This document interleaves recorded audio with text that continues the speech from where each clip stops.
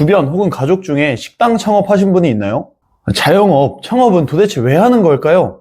그 이유 중에는 돈이 가장 크다고 생각해요. 그런데 여러분들이 지금 당장 창업한다면 창업에 쓸 수 있는 현금 자산은 어느 정도인가요? 20평대의 작은 술집 혹은 식당을 운영한다고 생각했을 때 돈이 얼마나 필요할지, 현 시점에서 돈이 얼마나 들어갈지 알려드리겠습니다.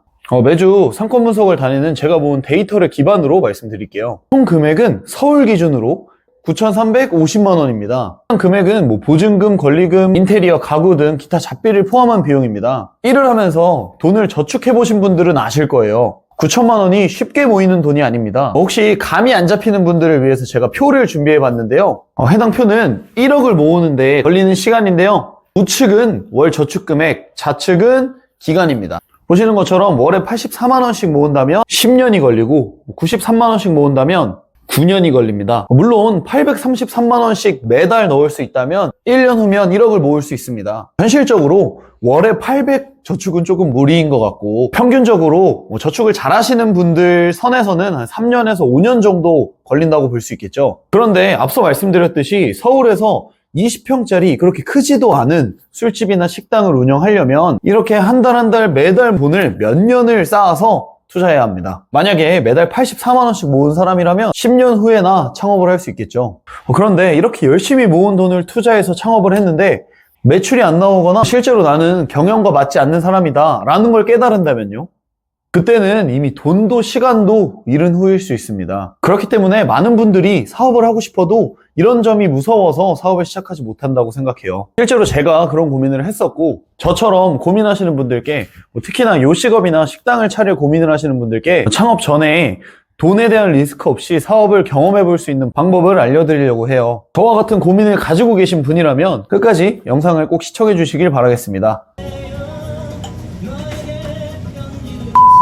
여러분 혹시 백종원의 골목식당 보셨나요? 사실 보다 보면 매 화마다 이분은 왜 식당 창업을 하셨을까? 저분은 정말 식당과는 맞지 않는 분인데 라는 생각이 드는 집들이 몇몇 있었죠. 그런데 그 사장님들도 사실 한 푼, 두 푼 모아서 창업을 하신 분들이에요. 심지어 20평짜리 매장이 9천만 원의 창업 비용이 든다면 그거보다 큰 매장을 하는 식당의 경우에는 대략적으로 한 2억 정도 투자하신 분들이에요. 그렇게 1, 2억 투자하신 분들도 솔루션 나와서 장사가 안 된다, 힘들다, 폐업하고 싶다 이런 말을 많이 하잖아요. 그래도 그만둘 수가 없는 게 자신이 그동안 아껴가면서 몇 년간 모은 돈을 쏟은 가게이고 그리고 실제로 그 가게를 운영하면서 원래 해왔던 일들도 접으셨기 때문이에요. 우선 저는 프리랜서로 강사 일을 하면서 에어비앤비와 지금 제가 영상을 촬영하고 있는 파티룸을 운영하고 있는데요. 저도 다음 사업으로 요식업, 특히 와인바를 해보고 싶었습니다. 그런데 공간 임대업 사업을 하다 보니 사업이 맘처럼 쉽지 않고 상당히 폐업률이 높다는 걸 느꼈어요. 저도 이전에는 4개의 업장을 운영하다가 현재는 2개만 운영하고 있는 상황입니다. 그런데 업종을 막론하고 자영업자의 폐업률은 상당히 높은 편인데요. 어떤 업종이든 폐업률은 50% 이상입니다. 사실 망할 확률이 더 높은 거죠. 그런데 10명 중에 6명이 폐업한다면 그 6명은 망할 거라고 생각하고 창업을 했을까요? 골목식당에 나온 사장님들은 솔루션에 나갈 만큼 장사가 안 될 거라고 생각하고 창업을 하셨을까요? 당연히 그럴 리가 없겠죠.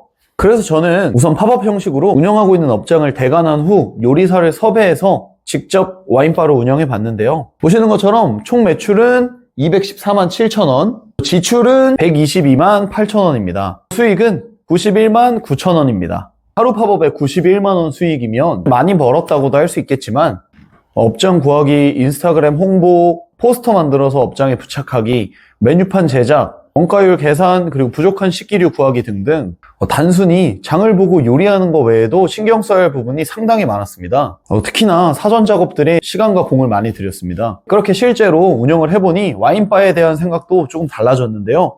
그 이야기는 이전 영상에 있으니 참고해 보시면 좋을 것 같아요. 팝업에서 사실 돈을 벌고자 한 것보다는 경험을 얻고자 한 게 크기 때문에 수익금 중 40만 원은 저와 제 셰프 친구 이름으로 기부를 하고 나머지 50만 원은 친구와 함께 한남동에 있는 테이블 포포라는 다이닝을 다녀왔습니다. 그런데 다이닝 가서 식사를 해보니 이전에는 안 보였던 것들이 보이기 시작하더라고요. 메뉴판을 이렇게 만들어 주셨는데 메뉴판 위에 방문자들의 이름이 새겨져 있습니다. 그런 걸 봤을 때 아, 방문하는 사람에 맞춰서 새로 메뉴판을 뽑고 이름을 새겨주는구나 라는 점이 보이게 되더라고요.